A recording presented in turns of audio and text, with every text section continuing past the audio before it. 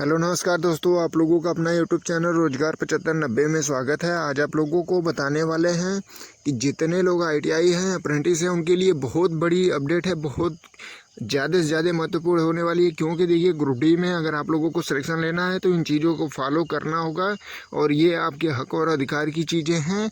और जिसके लिए आप लोगों को बता दें कि AITO संगठन जो है, ऑल इंडिया तकनीकी संगठन, आईटीआई छात्रों को न्याय दिलाने के लिए अकेला आज तक कोर्ट केस के लिए लगा हुआ है, जिससे आप लोगों को काफ़ी जल्द से जल्द न्याय मिलने वाली है। क्योंकि आप लोगों ने देखा होगा कि जो कोर्ट केस में सुनवाई हुई उसमें बताया गया, जज साहब ने काफ़ी फटकार लगाया है रेलवे के वकील साहब को, रेलवे के अधिकारियों को, और उनको बुलाया है 28 अक्टूबर को कि जब इस पे स्टे लगा हुआ है तो कौन इस पर साइन किया, क्यों भर्ती प्रक्रिया चल रही है। तो इस तरीके से आप लोगों को पता होगा कि आईटीआई के पक्ष में फैसला देखने को मिल रहा है। लेकिन अभी फाइनल जो है, देखिए किसके क्या रिजल्ट आता है। लेकिन सबसे इम्पोर्टेंट ये है कि AITO की तरफ से एक बड़ा ऐलान किया गया है। उसका कहना है AITO का कि हम अगला कोर्ट केस और करने जा रहे हैं ALP को लेके, यानी जो ALP की भर्तियां होती हैं उसमें ITI का अलग सीटें हों और उसका अलग एग्ज़ाम कराया जाए। ऐसा नहीं है जैसे कि ITI वाले और पॉलिटेक्निक हों, बीटेक हो, सभी को एक ही में एग्ज़ाम करा दिया जाता है, जिससे कि ITI छात्रों को उसमें सीटें नहीं मिल पाती हैं। क्योंकि जैसे अगर टेक्नीशियन में पॉलिटेक्निक और बीटेक को ग्रेड 1 में करके अलग किया गया है, उसी तरीके से ALP में भी सीटें अलग अलग की जाएं और अलग अलग एग्ज़ाम कराए जाए। क्योंकि सभी लोगों का एक ही लेवल का एग्ज़ाम नहीं होना चाहिए, इसके लिए कोर्ट केस होने जा रहा है। तो आपको बता दें, अप्रेंटिस छात्रों के लिए ज़रूरी इसलिए है कि आपका भी कोर्ट केस होना चाहिए। क्योंकि देखिए, पिछली जो वैकेंसी थी 1 लाख, उसमें जो 20,000 सीटें रिजर्व की गई थी 20%, उसमें से 12,000 ही कैंडिडेट सेलेक्ट हो पाए थे। 12,000 अप्रेंटिस सेलेक्ट हुए, 8,000 सीटें जो रिजर्व थी उसको जनरल कैंडिडेट से भर लिया गया, यानी जो भी 10वीं 12वीं वाले कैंडिडेट थे उनसे सीटों को भर लिया गया। लेकिन ऐसा कभी नहीं होना चाहिए और ऐसा कोई नियम नहीं है।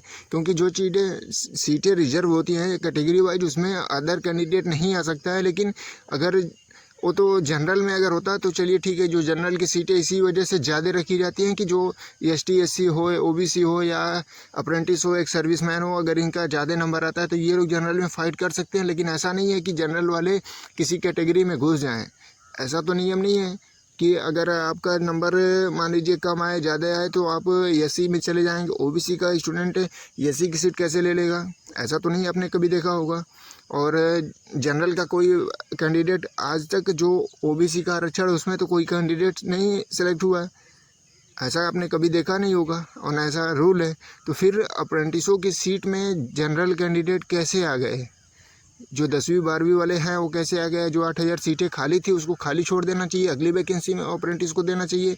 यानी जो 8,000 सीटें हैं उसको इसमें 32,000 की वैकेंसी में ऐड करिए। ऐसे तभी तो होगा। क्योंकि देखिए, ये लोग 20%, उनका अधिकार है कि सभी ग्रुप डी भर्ती में 20% केवल अप्रेंटिस ही होंगे, 20% एक सर्विसमैन होंगे। तो फिर उसमें 8,000 अपने सीटें उसमें रिजर्व थी, उसमें से आप लोगों ने जनरल को दे दिया।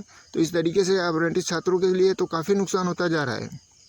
तो इसके लिए आप लोग AITO से सहयोग लीजिए और देखिए, ALP टेक्नीशियन में 20% का कोटा के लिए आप लोग कोर्ट केस करवाइए और ताकि जल्द से जल्द आप लोगों को न्याय मिलेगा। और रेलवे से रिक्वेस्ट करिए कि आप जहाँ ये कहते थे कि जो अप्रेंटिस करेगा GA पावर के तहत 100% उसको नौकरी मिलेगी, तो आप डायरेक्ट 20% पे कर दिए। और इतने संख्या में आप अप्रेंटिस करवा रहे हैं और उसमें समायोजन हो ही नहीं पा रहा है। 20% जो वैकेंसी आ रही है 5-5 6-6 साल में 4,000 5,000 सीटें मिल रही हैं, तो फिर कैसे सिलेक्शन होगा? तो जब कोर्ट केस होगी तो या तो अप्रेंटिस को बंद कराया जाएगा या तो उसकी लिमिट हो जाएगी कि 1 साल में 4,000 5,000 ही अप्रेंटिस होंगे सभी जोन को मिला के। इस तरीके से लिमिट में ही कराए, जितनी आपको ग्रुप डी में वैकेंसी देनी है उस हिसाब से 20% अप्रेंटिस कराइए। ऐसा नहीं है कि आप एक साल में 50,000 अप्रेंटिस कराइए और आपको काम निकलता जाएगा और जो अप्रेंटिस हैं लाखों की संख्या में हो जाएंगे। 2,000 4,000 सीटें आ रही हैं, उसमें से आपस में ये लोग कंपटीशन कर रहे होंगे। उसमें रेलवे का फ़ायदा है, ये अपना रेलवे काम निकाल रही है, कर्मचारियों की जगह अप्रेंटिसों से काम करवा रही है। तो इस तरीके से इस चीज़ों को समझाना होगा कोर्ट को, क्योंकि कोर्ट को इस चीज़ को पता नहीं है कि रेलवे आप लोगों के साथ कर क्या रही है।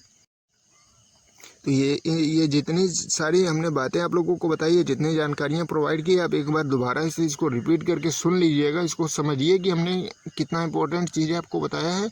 और ये मौका इसलिए है क्योंकि देखिए AITO की तरफ से कहा गया है कि हम जल्द से जल्द ALP के लिए हम जा रहे हैं कोर्ट केस करने। तो इसीलिए आप लोगों से रिक्वेस्ट है कि AITO से संपर्क करिए। AITO की तरफ से पूरी हेल्प की जाएगी, क्योंकि वो ऑल इंडिया तकनीकी संगठन है और ऑल इंडिया में चाहे ITI हो, पॉलिटेक्निक हो, चाहे अप्रेंटिस हो, सभी के लिए और न्याय के लिए है। तो आप लोग उनसे कांटेक्ट करिए। और ये जो चीज़ें हैं अप्रेंटिस के कोटे में दूसरे लोग नहीं आने चाहिए, ये चीज़ें ध्यान देनी है। और दूसरी चीज़ें सबसे इम्पोर्टेंट ये है कि जो ये अप्रेंटिस है इसको लिमिट तरीके से ही कराया जाए। ऐसा नहीं है एक जोन में एक साल में 50-50 हज़ार वैकेंसी ऑल इंडिया में कराई जा रही है। 18 जोन को मिला देंगे तो 50 हज़ार प्लस अप्रेंटिस एक साल में करा रहे हैं और भर्तियाँ इतनी कम आ रही हैं। तो आप लोग इसके लिए सभी लोग जिम्मेदार हैं, आप लोग जागरूक नहीं हैं। सभी लोगों को ये लग रहा है कि हम एग्ज़ाम क्वालिफाई करके ही ले लेंगे। तो आपको हमने बार बार बता रहे हैं कि देखिए जो सीटें हैं 6485 ही सीटें हैं, लेकिन आपकी संख्या 1,31,000 बताई जा रही है। अगर उसको हम लोग 50% रियल अप्रेंटिस मानते हैं तो भी आप लोग 60 से 65 हज़ार अप्रेंटिस रियल हैं, तो भी आपको हर 10 बच्चे 12 बच्चे में ही सिलेक्शन एक लोगों का होगा। तो फिर सोच लीजिए बाकी 9 लोग तो फिर बेरोजगार रहेंगे अगली साल, फिर अगली साल और 50 हज़ार आ जाएंगे। तो इस तरीके से आप लोग इन सारी चीज़ों को समझते हुए AITO से आप लोग बात करिए। AITO बिल्कुल आपको न्याय दिलाने के लिए कोशिश करेगा और कोर्ट केस होना चाहिए। अप्रेंटिसों के साथ इस तरीके से अन्याय जो हो रहा है वो नहीं होना चाहिए। 8-8 घंटे ड्यूटी कराया जा रहा है और उनको यूज एंड थ्रो की तरह किया जा रहा है। तो जितने लोग इस वीडियो को देख रहे हैं आप लोग अपनी जिम्मेदारियों को समझिए और अपनी जिम्मेदारी समझते हुए आप लोग इस वीडियो को ज़्यादा से ज़्यादा ITI ग्रुप में, व्हाट्सएप ग्रुप में, जो भी टेलीग्राम अप्रेंटिस का सभी जगह शेयर करके सभी छात्रों को जागरूक करिए। जल्द से जल्द AITO से संपर्क करिए आप लोग। और ये केवल जानकारी के लिए ही बनाई गई थी, जिससे आप लोग ITI और अप्रेंटिस जागरूक हो जाएं कि जो आपका हक है, अधिकार है, दूसरा लाभ उठा रहे हैं तो उनको नहीं मिलना चाहिए, आपको ही मिलना चाहिए। आपने 1 साल का समय दिया है अप्रेंटिस में, तो जो 8,000 सीटें रिजर्व थी उसको भी आप लोग इसमें ऐड करने की डिमांड करिए, ठीक है। तो जितने लोग अगर जिम्मेदारियों को समझ रहे होंगे वो ज़रूर इसको शेयर करेंगे। और जो लोग मान लीजिए नहीं करेंगे तो कोई दिक्कत नहीं है, किसी से कोई प्रेशर नहीं है। लेकिन समस्या इस बात की है कि आप लोगों की संख्या बल इतनी ज़्यादा होते हुए भी आप लोग अपने हक और अधिकार के लिए आवाज़ें नहीं उठा सकते हैं।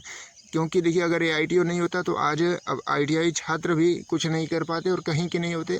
32,000 वैकेंसी में 20% अप्रेंटिस और 20% एक सर्विसमैन ले लेते हैं। फिर उसमें से जो भी 60% वैकेंसियाँ बचती तो उसमें आपको पता होगा BTech CGL के तैयारी करने वाले भी लोग ग्रुप D का फॉर्म भरे हैं। तो CHSL CGL वाले कि सोच रहे होंगे किस लेवल की तैयारी होती है। तो फिर ITI का तो सिलेक्शन बहुत कम होता है। जहाँ की रेलवे का कहना था कि हम ITI लागू करेंगे और जो लोग ITI किया है उन्हीं को रेलवे में रखेंगे। तो फिर सोच लीजिए अगर आज ये भी लोग आपकी तरह सोचते तो फिर कुछ नहीं होता है। लेकिन ये ITI की तरफ से AITO पूरा भरपूर सपोर्ट किया और आज तक देख रहे हैं भर्ती पे स्टे लगा हुआ है, इनको न्याय मिलने वाला है जल्द से जल्द। तो आप लोग भी AITO से संपर्क करके अपनी कोर्ट केस को करवाइए और ALP टेक्नीशियन में 20%, ग्रुप D में 50% की डिमांड करिए। और जो मतलब कोटे की सीटें हैं इसमें अदर कैंडिडेट नहीं आने चाहिए, चाहे सीटें खाली जाएँ चाहे जो भी हो। तो आप लोग इन सारी चीज़ों को लेके ज़रूर जागरूकता दिखाइएगा। धन्यवाद। चैनल को सब्सक्राइब कर लीजिए।